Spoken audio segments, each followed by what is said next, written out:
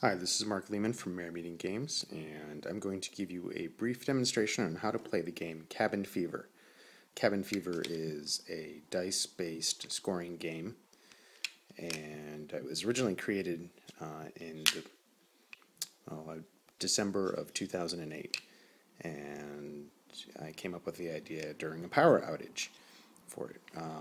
We were looking for something to do, and I came up with the idea for this game. And so this is the package you get when you buy Cabin Fever. And inside the package you'll find these parts. You'll find the Cabin Fever button. It says I have Cabin Fever. I'll put that aside. The rules, which I wrote and I'm pretty familiar with at this point, so I'm going to put those aside. And the parts that you need to play the game. Now, in addition to these parts, you'll need a pad of paper and a pencil to keep score. The object of the game is to be the first person to score 1,000 points.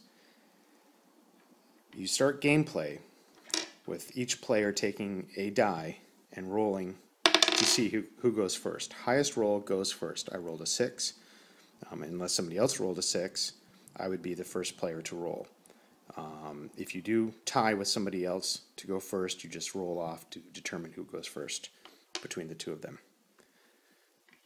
Gameplay proceeds in a clockwise manner, and we don't need these parts here, but let me go over the parts real quick. These are the scoring dice. The 5 same colored dice are called the scoring dice. The 1 different colored die is called the vacation die, and you don't use those you don't use the vacation die except in special circumstances. So we'll put it aside. The little plastic house is called the cabin, and you don't need the cabin until a special circumstance. So we'll put that aside for now. So I go first.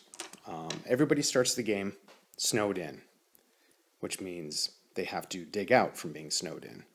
To dig out, you need to score 100 points or better. And I'm going to show you how to score using the scoring dice. Now, what happens when you dig out is you start scoring on your next turn. So I cannot start scoring or get into the game until I dig out. And to do that, I need to roll 100 points. I'll show you how to do that. Now, scoring is primarily based on matching. And you can see here I have a pair of 2s as a matching face. So, well, this is how scoring works. Pairs count face value. 3 of a kind or more count times 10 face value.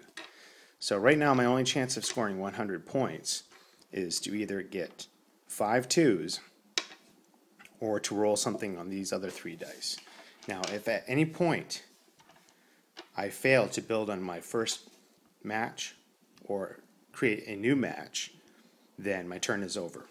So let's hope I get another 2 or another matching set. And I do. I have a pair of 3s. Well, let's do some quick math here. We know that if I roll another 3, I'll have 90 points, but that'll be 94. And if I roll another 2, that still is only 66 points. So there's no way I can get the 100 points I need to dig, so I might as well end my turn and pass. So I'll pass to the next player. So let's say the dice go around the table and come back to me, and now it's my next turn. I'm still snowed in, I have not dug out, and I cannot start scoring yet. So here we go. This looks much better. I have a pair of 2s and I have a pair of 5s. Now, like I said, you have to build upon a matching set. I could try to build on both of these, but since I only have to create 1 new match every turn, either on an existing matching set or creating a new match set, I'm going to cannibalize these dice and try for another 5. Which I didn't get. So now my turn is over. Since I didn't create any new matches, my turn's over and I pass a dice. Dice go around the table again. Sorry for the finger in the camera lens up there just a second ago. It's not really a camera, it's my phone, but anyway. Much better. So this turn I rolled 3 5s, which equals 150 points, which digs me out. So I'm no longer snowed in. My turn's over. I pass the dice. Now when it comes around to my next turn, I can start scoring toward my 1,000 points. So let's say the dice come around the table from each player to me. And I roll a pair of 2s and a pair of 1s.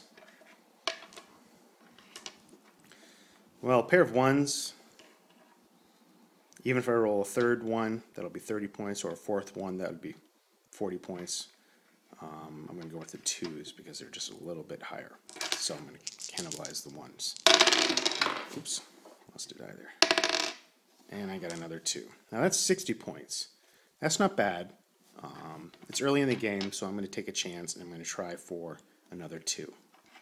Get that extra 20 points. And I don't get it, which means I've just lost all my points and my turn's over. So I pass the dice. So I didn't score on my first turn toward the 1,000 points. Dice come around the table again to my turn. Another pair of 1s.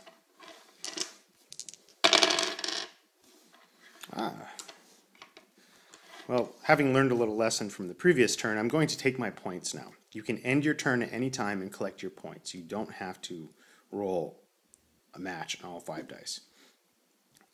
So I'm going to end my turn now and take 30 and then 10 points, so 40 points. So I take 40 points toward my 1,000 points. And that's basically how you score in the game. There are 6 rule exceptions, which I'll cover in 6 separate parts, but that's basically how you play Cabin Fever. Good luck!